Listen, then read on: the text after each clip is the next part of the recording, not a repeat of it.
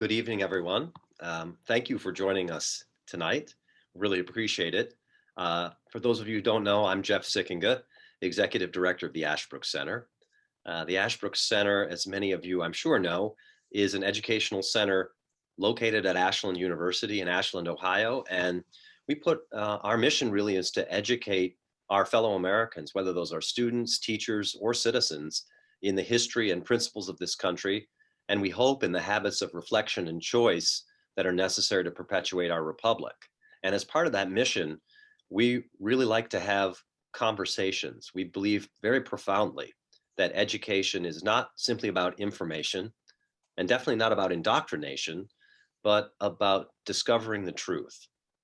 And as I always say, we believe in Aristotle's old idea that all human beings by nature desire to know. And we add, but they don't want to be told. They want to discover it for themselves. And we've found that really the best way to discover the truth for yourself is through conversation. Conversation with your fellow students and teachers and citizens, but also conversation with the great minds of the past and present. So tonight we're going to have a conversation, and feel free, please, to join us in that conversation. Pose questions through the question and answer, the Q&A function, and we will get to as many of those as possible. I know tonight's topic is one that a lot of people are interested in and very interested in.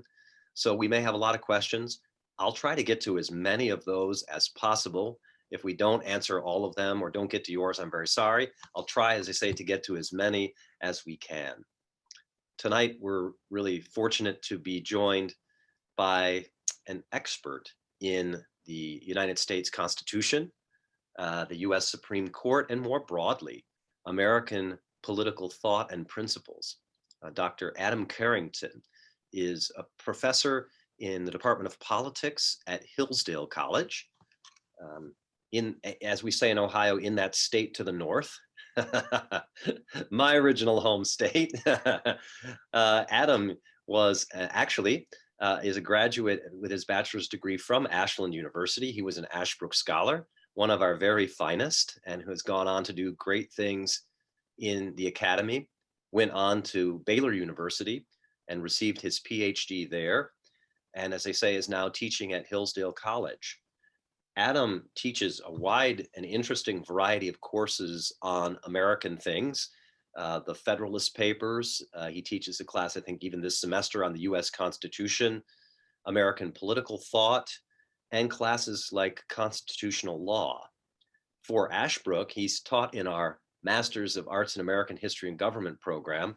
He's taught the American presidency. And some of you joining us tonight, in fact, may have been students in his class. I want to welcome teachers who are joining us through Teaching American History. Delighted that you're here with us as well. Adam, besides being a really terrific teacher and a very thoughtful person, is a serious scholar and author of a number of articles and a book on Justice Stephen Fields called Stephen Fields' Cooperative Constitution of Liberty. Very interesting argument that really directs light back to an important but sometimes overlooked figure on the Supreme Court. So we've got a great person who's teaching, thinking, and writing about the US Constitution and the Supreme Court to join us for this conversation. Adam, thanks very much for joining us.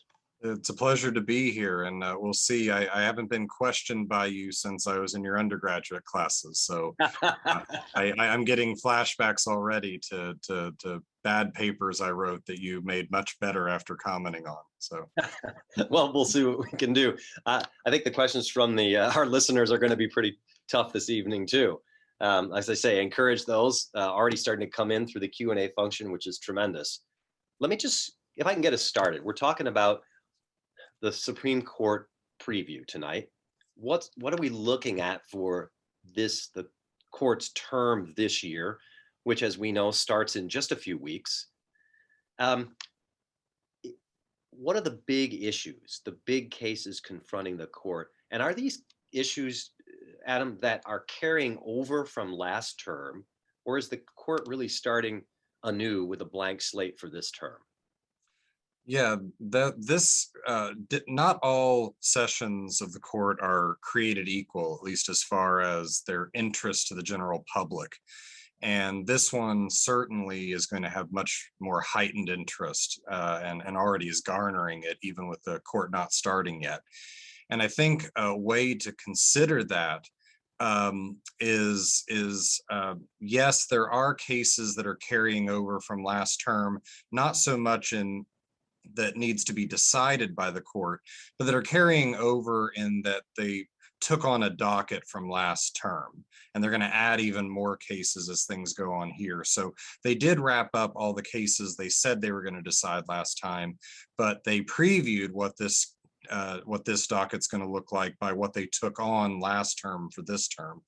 And the big cases that they're going to take, obviously the biggest one is the Dobbs versus Jackson Whole Women's Health. And the reason that's going to be big is the issue, abortion, which obviously is one of the most divisive cultural issues of our time. At the same time, it's going to be big legally because for the first time in nearly 30 years, the court will take on the direct precedent of Roe v. Wade and Planned Parenthood v. Casey, which are the main precedents establishing and defending a right to an abortion. So the court hasn't done that in 30 years, so that's going to be a very big deal. The other, I think, biggest case is going to be a case out of New York, where for the first time in over a decade, they've taken a Second Amendment case that it looks like they'll actually decide. And the big point there is, while the court has established that there is a personal right to own a gun, they've left tons of questions about that unresolved, haven't touched it in, like I said, over a decade. And so the underlying questions of what it means to have the right to bear arms, what limits could there be for the safety of the public, it looks like they finally may be taking that question up again. And those are the two biggest. I mean, there's going to be some religious liberty related to schools cases. There's going to be possibly, we're waiting to see if they might take up a case related to affirmative action. For those who've been following the Harvard case, that could be at stake as well. And that's a thing to keep in mind as well. They've taken on about 34, 35 cases. They can add more, and they will add more. And so we could have what's already setting up to be a big term get even bigger if they choose to take some cases that may still be out there or maybe haven't even gotten up to them yet. So typically, so you're saying 35 cases about so far. Typically in a year for the court, how many cases will they decide? It used to be much higher, as high as 150 or 200. Pre-COVID, it was down to about 70 or 80. The last 2 years, it's been more in the 50s or low 60s. So we'll see if the 50s or 60s is a new normal, but I can almost promise, I guess I shouldn't promise anything, but pretty high probability that at least another 20 to 30 cases are going to get added, even though with the court's trend to taking fewer and fewer each year. Let's talk about the Dobbs case. You said this is a potential blockbuster case. You said that for the first time in over 30 years, they're going to be taking on directly the question of Roe versus Wade and whether that is still precedent, still binding precedent. Mhm. How did the court get to this place where they are now considering this? As you're suggesting, they have avoided that issue in the past. They have modified in some ways their original ruling in Roe versus Wade, but they have never really fairly squarely faced the issue. Was it a proper interpretation? Is it still a binding authoritative precedent? Now they're considering it. How did we get to that point?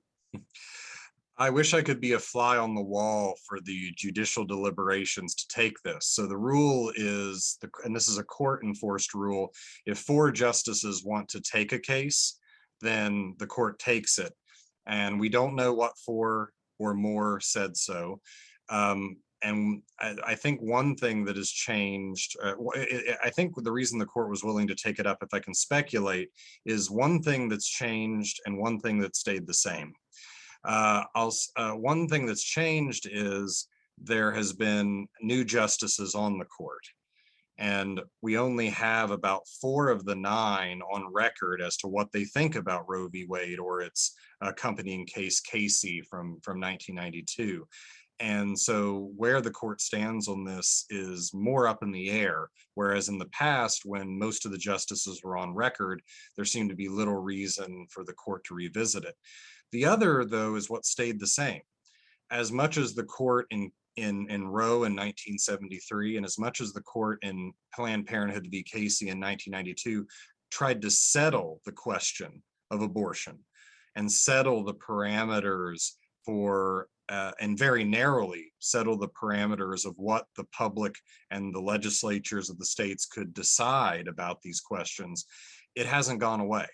It's continued to be hotly contested. If anything, the number of laws attempting to restrict or restrain abortion or make health regulations for abortion access has only gone up, especially in the last couple of years. And I think with a number of the heartbeat laws that are out there, a number of the other restrictions that have been put in place, I think the court maybe saw that as much as things have changed, they have stayed the same.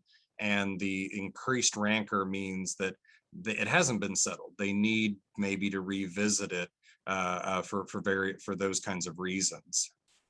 Tell us about the law that's in question here. Is this a law that federal courts have dealt with before, or the Supreme Court has dealt with before, this type of a law, or is this something new for the court to consider? Yes, this law is a ban on abortions that occur after 15 weeks of gestation, with an exception for the life and health of the mother. And the court has addressed cases like this before, or at least addressed how these are supposed to be decided.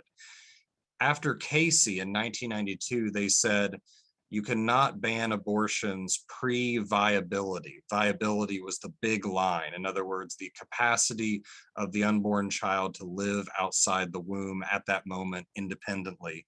And the idea was, after that line, there's a decent amount of room for the government, particularly state governments, to restrict and even ban abortions. I think there's some loopholes that makes that harder than it appears on the surface. But pre-viability, then there's you can try, pardon me, sorry, there's instances where you can make where you can try to convince the woman not to have an abortion. You can make health and safety restrictions, but what you can't do is ban them. And what Mississippi did was, in passing this 15-week abortion ban, as much as medical technology has made viability earlier than, say, it was in 1992 or certainly 1973, we have no instances of an unborn child being able to survive at 15 weeks. So when Mississippi passed this, they knew what they were doing. They were directly challenging Roe, hoping that the Supreme Court would take this case.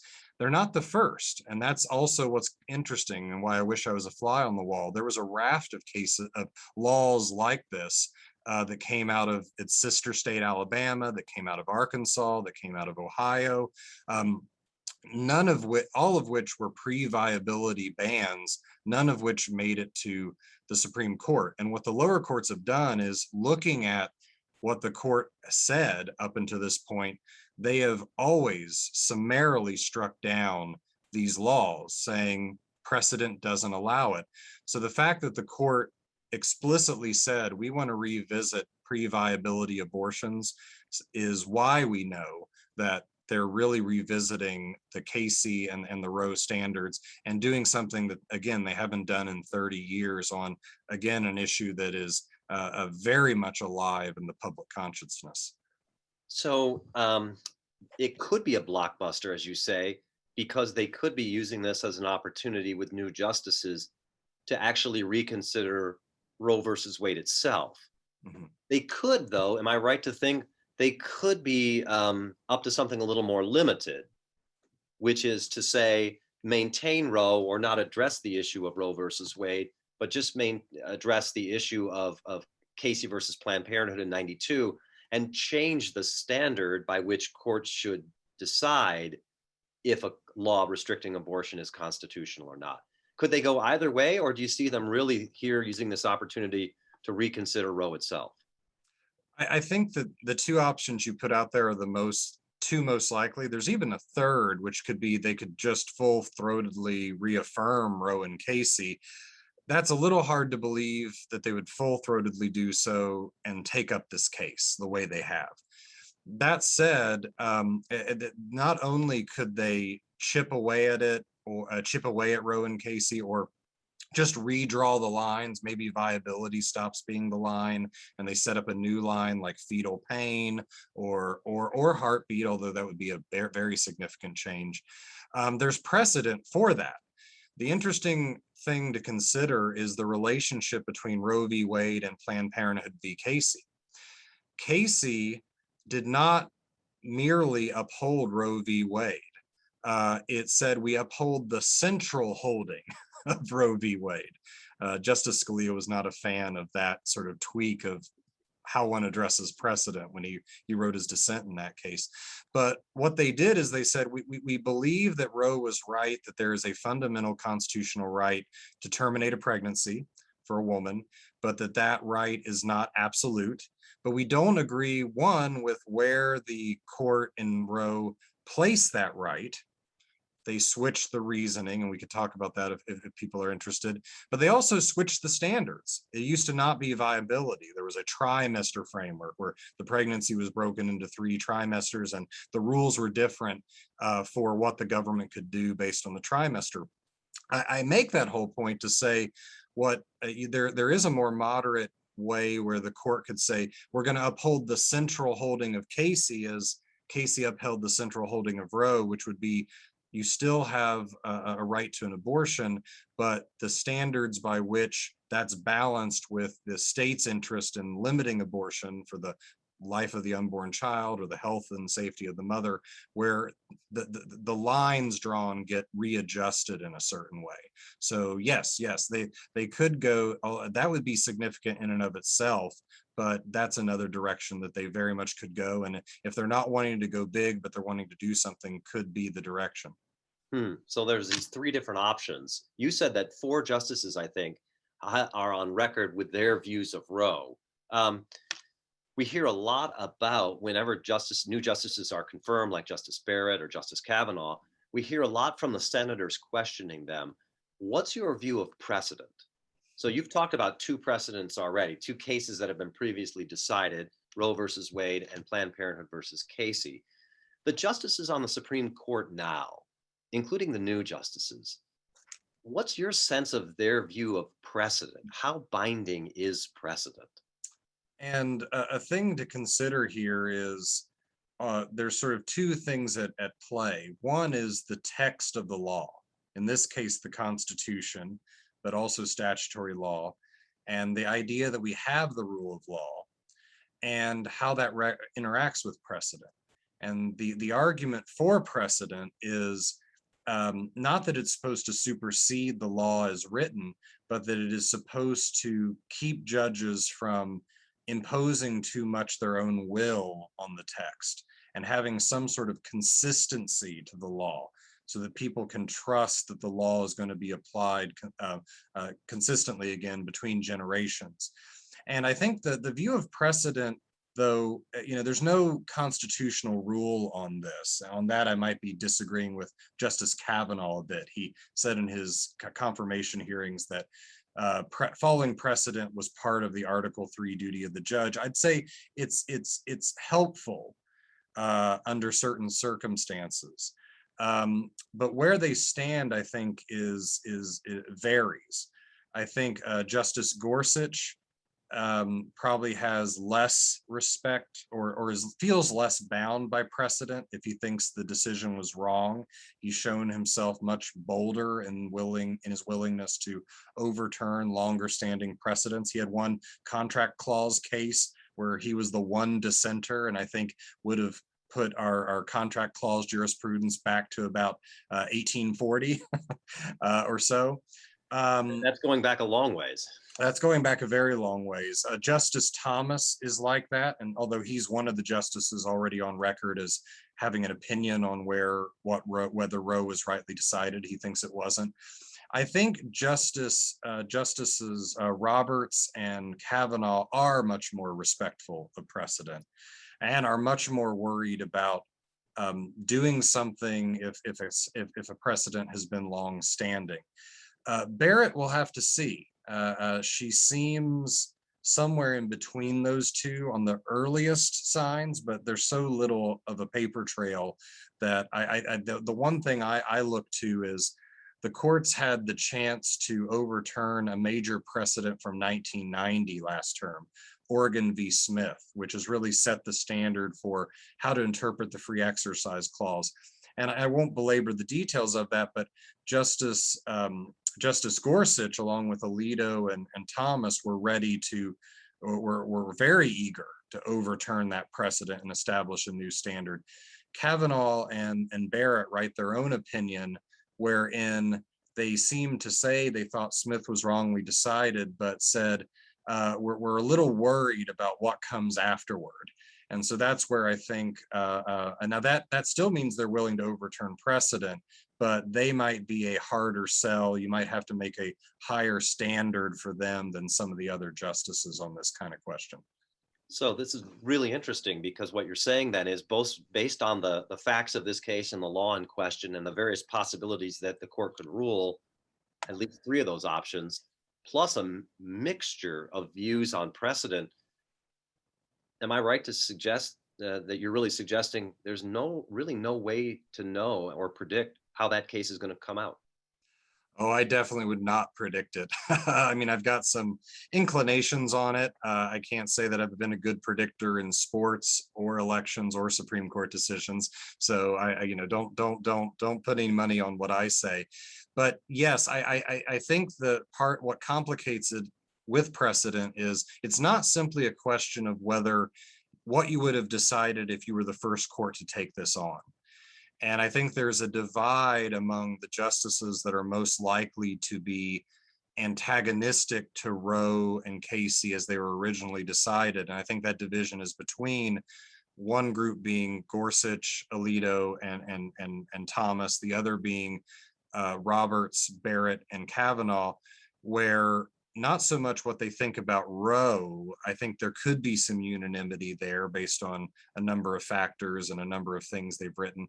It's to what degree are they bound by precedent, and to what degree are they worried about the public perception of the court if they were to go against a major precedent. And I think listening to especially the latter three justices I mentioned, what they ask when this gets into oral arguments, what they ask when they can question the lawyers, which will be happening on December 1st, is going to be very interesting. And the degree to which the lawyers will make arguments based on undermining precedent. I read the Mississippi's long brief kind of oxymoron, but the brief they gave to the court, and you could tell it was being written partly at those justices because it spent so much time saying why Roe and Casey were not as settled of precedents as their proponents want them to believe. And you have to think that's not convincing Thomas. He's already convinced. It's trying to convince those justices that you're not undermining the power of precedent to a judiciary if you overturn this decision. Oh, that's interesting. So we sometimes think of the court, 9 justices, and sometimes people will say it's a 6-3 split. But what you're saying on a case like this, it really could be a 3-3 groupings. Yeah, I think one can overstate overconflate maybe is the better word, how a court operates versus how say a legislature or even a presidential candidates do. Judges, I think, are capable of being more independent-minded and more nuanced and varied, which means you can get some really strange lineups on especially cases that are a little more under the radar, but even big cases, because judges aren't considering just one factor, and they don't necessarily think of themselves as being on a team the way, say, members of Congress that are part of a party are, and it can make things a little more idiosyncratic and a little less predictable as far as where they're going to come out on the law. That's interesting, because we have a question from one of our audience that asks, you mentioned about the 4 justices, and it was asking, why does it matter that some justices have not voiced a response to Roe versus Wade? The person asks, justices are of course supposed to be neutral, and this goes to the point you were just making. Do you suspect that some of the justices vote with their own politics in mind? And based on what you just said now, I think you would say the justices would say, we don't do that. The justices would say, I'll sort of make 2 points on that. And it's interesting, Justice Barrett recently made that argument in a speech she gave about 2 weeks ago. Justice Breyer, so a Republican and a Democrat appointee, also made that argument. I mean, the judges are human beings, and we know with human nature that it can be difficult not to put one's opinion in. But I would say, if you believe in the constitutional separation of powers, and you believe in the articulation that Alexander Hamilton gave in Federalist 78, he said a difference between the lawmaking and even law executing branches and the judiciary is the lawmakers exercise will, meaning they act on their desires in their role as a constitutional officer making laws. He says that the courts don't have that. The courts have merely judgment. Well, what is judgment? Judgment, I think a way to articulate that is to say they exercise their reason in deciding a case to enact or apply the will of another, not their own will, and that is the will of the lawmakers. And of course, being human beings, that's really difficult. But if we really believe that there can be a separate judicial power, we have to believe that judges are at least capable of doing this sufficiently to justify their own function. So can I point to opinions that I would probably say look like maybe the justices enacting their own policy preferences? Yeah, I could give you across the spectrum examples. Do I think some justices maybe don't take that divide between will and judgment as seriously as they should? Yes, but I do agree with Hamilton that the existence of a judicial power says that one can follow and apply the will of another enough that the judicial power could be a matter of applying law, not merely sneaking one's own will into it. And I think that some of the debates about originalism and textualism and all that, at their purest, at their most public serviceable, are merely attempts to find ways for us to check our own biases at the door as judges, if we were judges, and to try to make that possible. Well, so another hot button issue, big issue, as you mentioned, is this case involving the Second Amendment. That's one on which a lot of people have political opinions. A lot of people have opinions about what the law or policy should be. Tell us about this case for those who aren't familiar with it and why it's so significant. Sure. This is a case coming out of New York where New York has been forced by precedent, court precedent, to allow people to own handguns in general, but with a specific qualification. They've only allowed it to the broader population in the home. You can own a gun in the home. And in order to take it outside the home, to a gun range, or just to carry around if you feel you need to, you have to get a special concealed carry license. And that concealed carry license is only for heightened reasons. You have to give reasons beyond, I'm a regular citizen who feels regular reasons or needs of safety or otherwise in order to get this. You have to have a special heightened above the norm reason for this, which means most people effectively are not allowed to carry guns outside of their homes. And what makes this potentially big, I said this a little bit in introducing the term as a whole, is that the court has not done much on the Second Amendment for over 10 years. They haven't taken a Second Amendment case that they reached the actual merits of since 2010. So there's so much that needs to be worked out as far as the balance between gun ownership and gun use versus the health safety of the public in what can be stopped about the use of those guns. And what's interesting is I think the court's going to have to take up a very textual issue. The Second Amendment says you have the right to keep arms, which makes sense in the context of having them in your home, but it also says you have the right to bear arms. Does bear arms mean only where you keep them in the home, or does it mean to take them other places? And what's interesting, and I think teachers and students and people affiliated with the Ashbrook Center would rightly would get to this question. Underneath, and even the briefs that are being submitted about this touch on this, is the question of natural justice and natural rights, and to what degree the public safety, but also the right to self-preservation and self-defense is being brought into view and being secured or not secured by how we understand the Second Amendment right to keep and bear arms. Well, so this is really interesting. In some ways, while it's like the abortion case in the sense that it's a big socially controversial issue, in some ways, judicially, it's almost the opposite, which is there's so much precedent and so many court decisions on the abortion question and filling in Roe v. Wade and modifying Roe v. Wade. There's a lot of precedent. Here you're saying there's almost no precedent. There isn't. Supreme Court precedent, at least. Yes, and for a little backstory, it was only 2008 in DC v. Heller where the court directly and in a kind of definitive sense took up whether it believed that the Second Amendment protected an individual right or whether it protected a state power to have an organized militia, because the text says a well-regulated militia being necessary and gives certain reasons for that. So in 2008, it said there's an individual right. In 2010, it applied through the doctrine of incorporation that right to this against state governments. But in both cases, it was pretty minimal in the details. It said, we're not really going to take up the degree to which are there exceptions for if you have a criminal record? Are there exceptions for particular areas such as school zones or hospitals or things like that? Are there limits on weapons? Are there limits on what kinds of weapons you could have?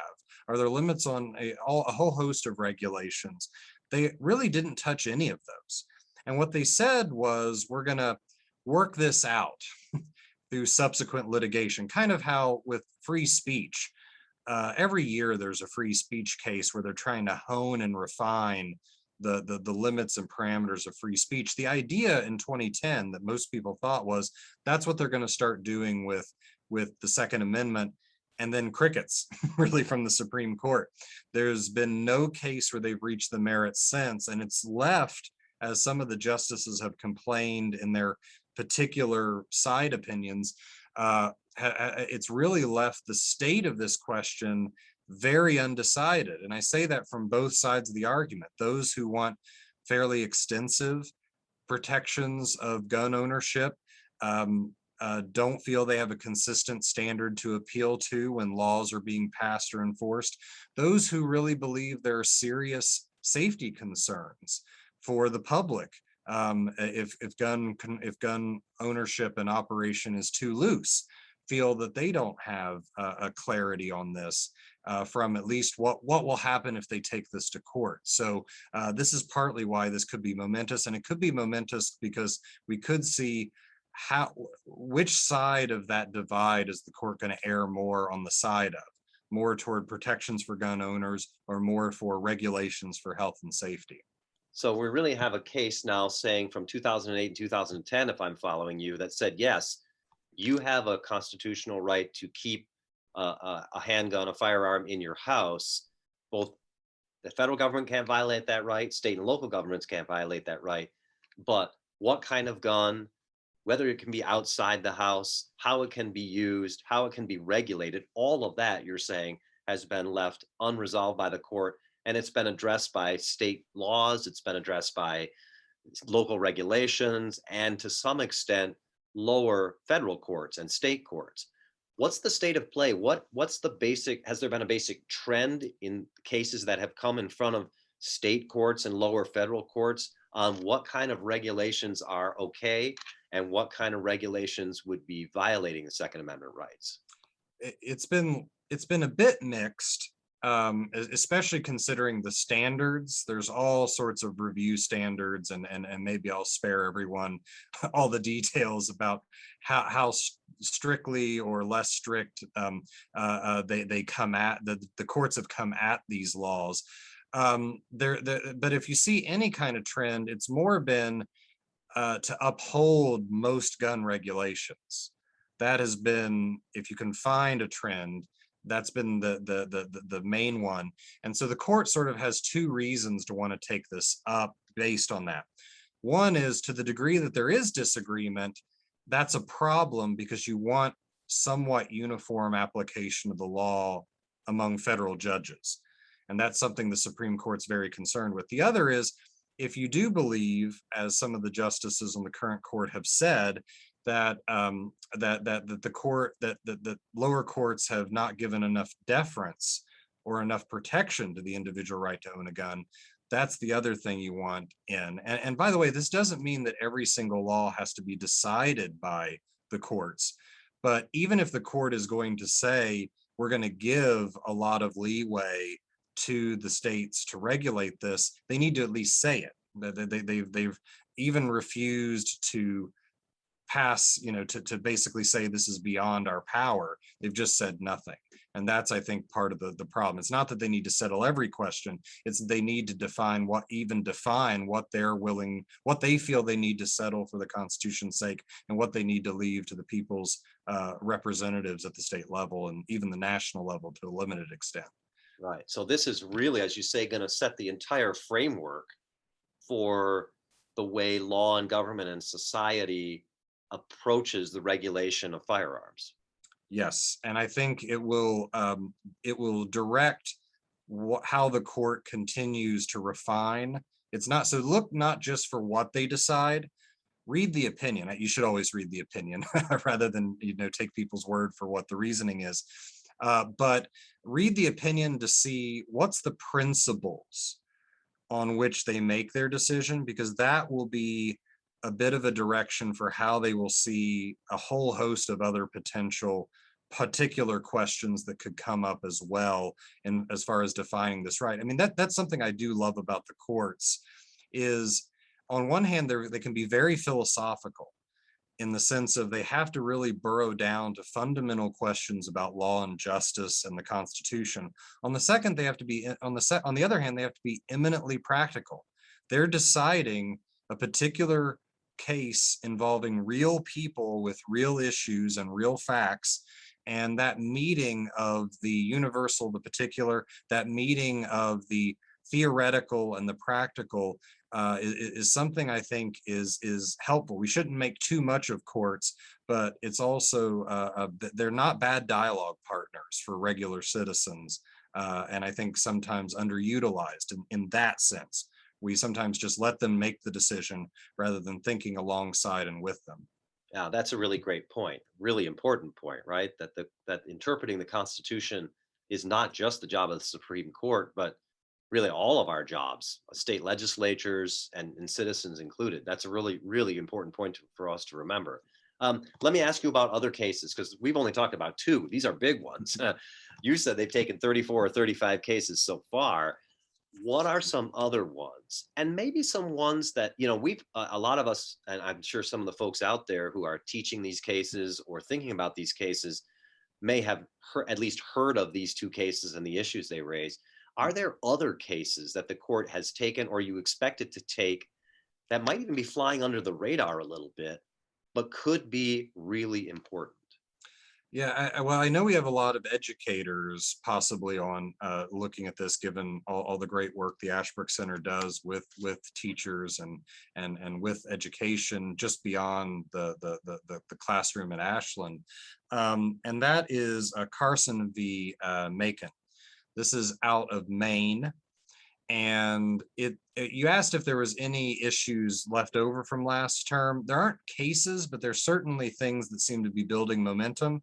And there was a case last term called Espinoza versus Montana, Department of Taxation, I believe. I'm forgetting the exact name, about funding, public funding for private religious schools. And that the one last year was about one aspect of that question. This case, Carson v. Macon, is about is only continuing that. So in this case, Maine isn't necessarily always able to field a public school in all of its districts.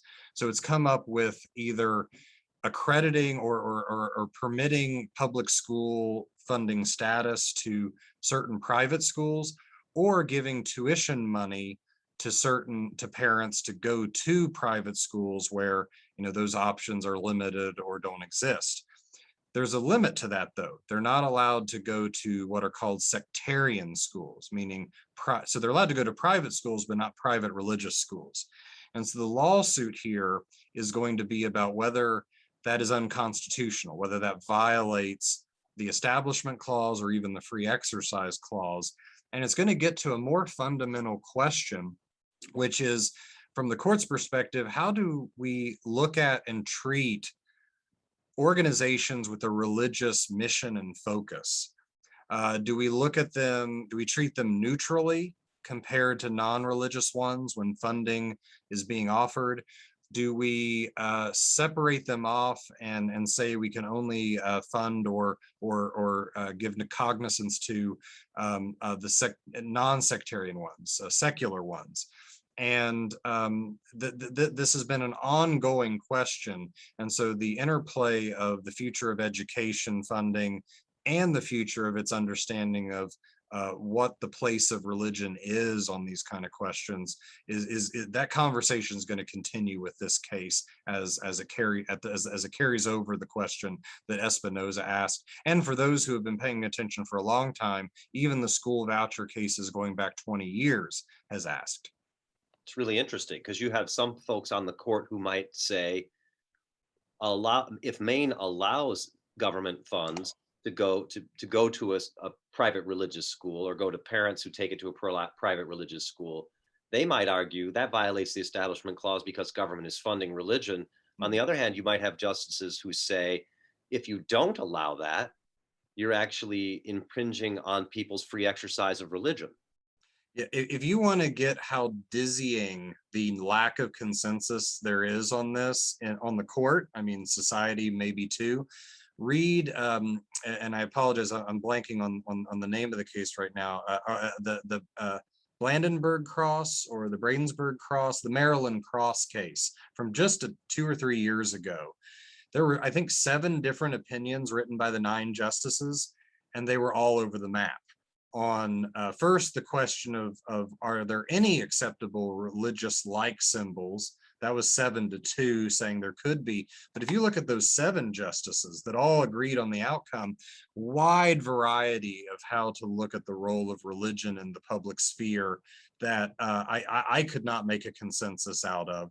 And I think really shows that this is very much up in the air on the court on how to go forward on questions like this, but I think reflects a bit of our indeterminacy on this question in our society and culture at large as well.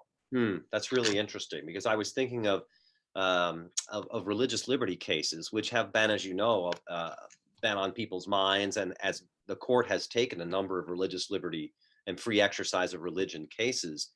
It seems to me, if I'm just thinking about trends in the court, especially with the new justices who have who have come onto the court, Justice Gorsuch and Justice Barrett, perhaps, it seems like there is a trend in favor of religious liberty, or a trend in favor of understanding free exercise of religion very broadly, and saying that government really has to stay out of it, any restriction or restraint on religious freedom.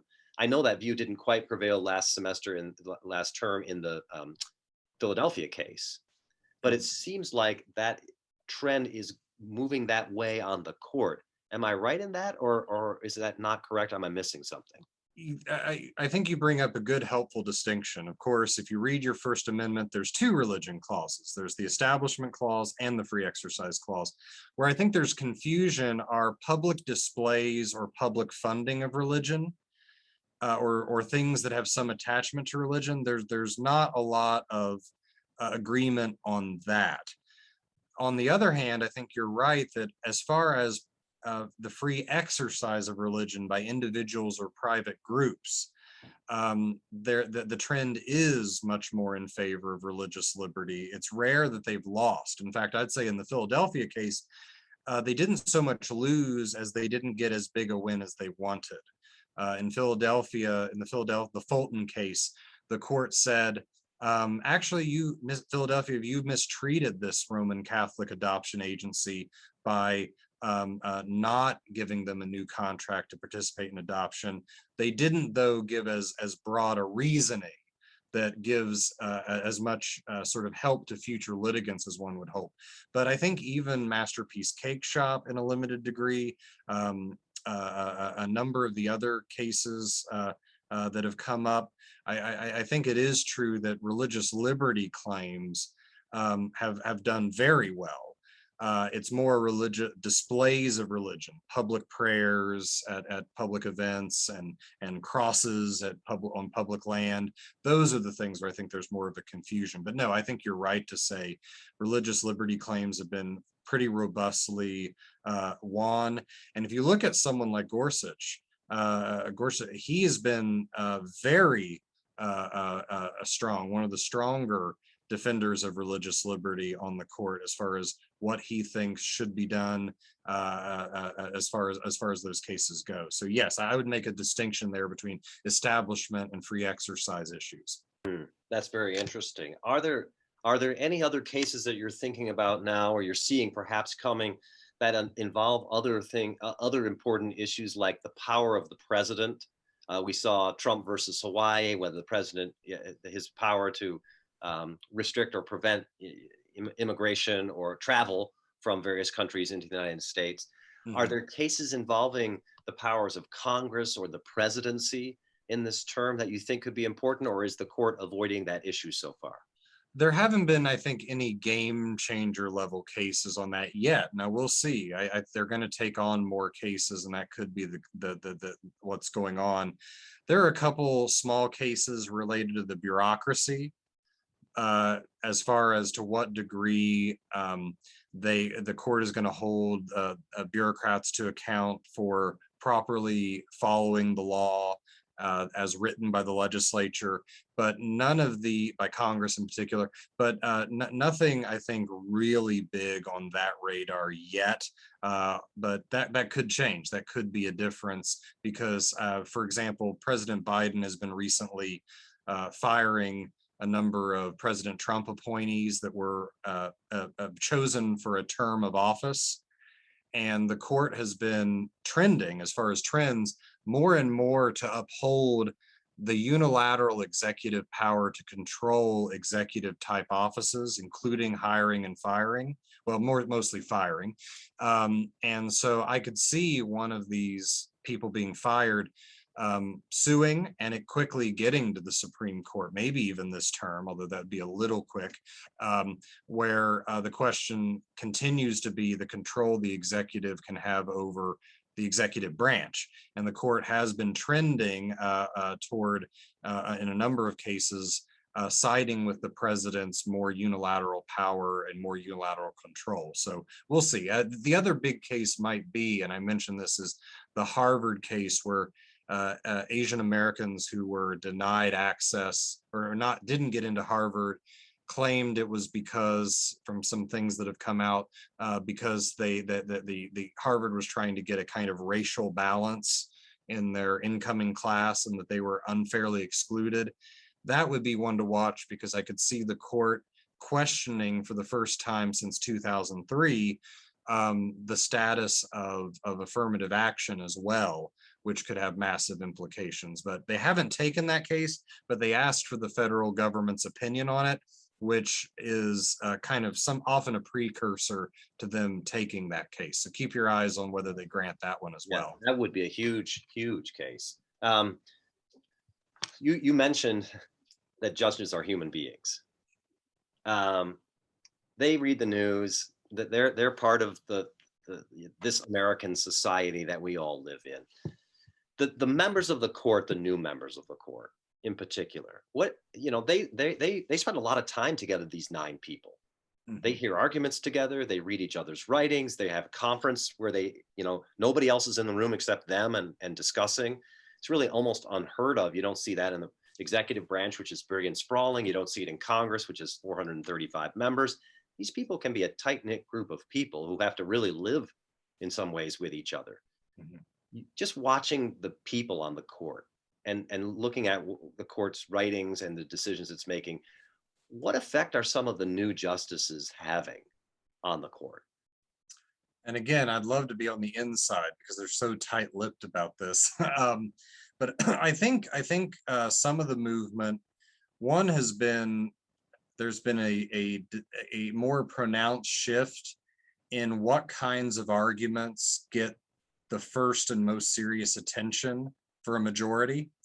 So you now see more than you did even 5 or 10 years ago, but go back even further and it's more pronounced, where the text and the context of laws, a kind of seeking out what words mean and feeling bound by those words as part of the concept of the rule of law, I think is getting a seriousness that it didn't in the past. I think in the past you could often see judges not ignoring the text, but pretty quickly deciding that the text didn't tell us what we needed to know and moving on to other things, which I think that the especially justices like Gorsuch and Barrett and Kavanaugh just don't have that judicial philosophy. In fact, a funny thing about Justice Gorsuch is how much you need to know your English grammar to read him, because the way he interprets laws, more than I've seen any other justice up to this point, at least in a long time, is he believes that grammar, syntax, word choice really can help decide what laws mean, because words have meaning, and words in a regime based on the rule of law are supposed to be binding.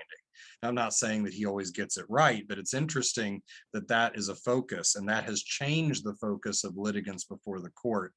And I think that that shift is maybe one of the more pronounced. And I think that also you just have some really good writers. I would say among the Democratic appointees, Justice Kagan, who's been there a little longer, is a very good writer and a very good questioner. If you listen to the questions the court asks, she's very piercing on that. And I think that when you get justices on both sides that are good writers and good questioners, and I think that the quality of that has only gotten better recently in the last 5 to 10 years, you actually get better crafted opinions. The writing, I think, has gotten better and clearer as well. And again, that doesn't mean I'm saying that every decision was right or that I agree with every trend or think every trend is correct. But I think that collegial mentality they have, coupled with those things, has if anything, been good for the power of the court. They've been able to more clearly articulate themselves and more clearly state what they want and they're interested in on these questions. And one thing I would just add on that is I think there's a bit of a disconnect on Justices Barrett and Kavanaugh. Both of them had somewhat rancorous hearings to get on the court. And I think that because of that, there's a bit of an expectation of what kind of justices they would be, that they would be justices that would have a temperament in line with the rancor that got them there. And I just don't think that's going to be the case. I think those who expect them to be flamethrowers, either for good or ill, depending upon where you are going to find them much more moderate in their temperaments, and that the way they operate as judges is going to be fairly different from the kind of rancor and high temperature, high volume that define their getting on the court. Well, that's pretty interesting, because I like the idea that the judges are assuming that Congress knows its English grammar and syntax. And the fact that we can read court decisions now and they're not boring, lawyerly, opaque things that are impossible to understand, but might actually be clear arguments that citizens could understand. That's I would pretty say, amazing.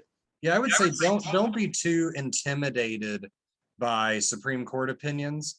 I tell my students this. Yes, there's a lot of legal mumbo jumbo, but on the really big important cases, ask what happened factually, what law are we arguing, and then find what the basic reasoning is. And the basic reasoning, I think, for many lay people is going to be understandable when you peel back some of the jargon. And I think that at their best, they really are meant to be conversation partners on this regime of the rule of law that we're so committed to and need to be committed to for this republic to work. We have a question here from our audience, a really good one, asking you how you feel about the way we choose judges, whether that works to the benefit of the law in the country. In particular, what do you feel about the idea of increasing the number of justices on the court? And it's interesting to me, this idea of court packing is sort of back in, and we haven't heard of this in any serious way since Franklin Roosevelt in the 1930s. But it's back under consideration, supposedly, by President Biden's commission. But at the same time, the president, a Democrat, and a lot of the progressive Democrats in particular are pushing this idea perhaps of increasing the number because they think there's a 6-member conservative majority. At the same time, you have a justice, Stephen Breyer, who has just come out with a book. And as you mentioned, he was appointed by a Democrat, which part of which he argues, don't pack the court. Do you think this is going to be an issue going forward? So I'll take the first question about just how we choose. I actually am in general very, I think the founder system is a good one in the idea that judges should have some distance from day-to-day politics. And that goes back again, I've been belaboring the concept of the rule of law, but some distance from that, we don't want popular majorities to be merely willful. We want them to be rational and reasonable. Jefferson said this, the Federalist Papers said this. And one way to do that is to make the people exercise their rule through the lawmaking process. But that means you even bind the people to their own rules. And having judges that have some distance again from day-to-day politics, I think gives them space to not be trying to get elected, and therefore to try to at least have a better chance of applying the law as written, and therefore giving protection of the law even to unpopular groups or persons or situations. And I think that's very important. As far as the number of justices, of course, one thing to remember is the Constitution doesn't specify how many justices should be on the Supreme Court. There has to be at least one. It has to exist, and there has to be a Chief Justice is mentioned in the Constitution. So the court's been different sizes over the course of its history. So there's nothing unconstitutional about adding or even subtracting judges. I think the better question is why. And if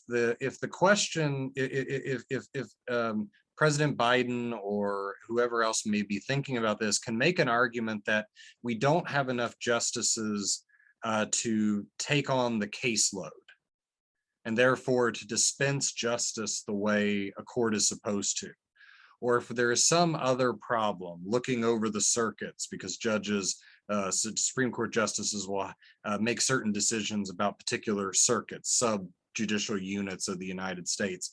In other words, are they not able to do their judicial task as currently constructed? I think that's a decent argument. But if it's merely that you're not getting the results you want,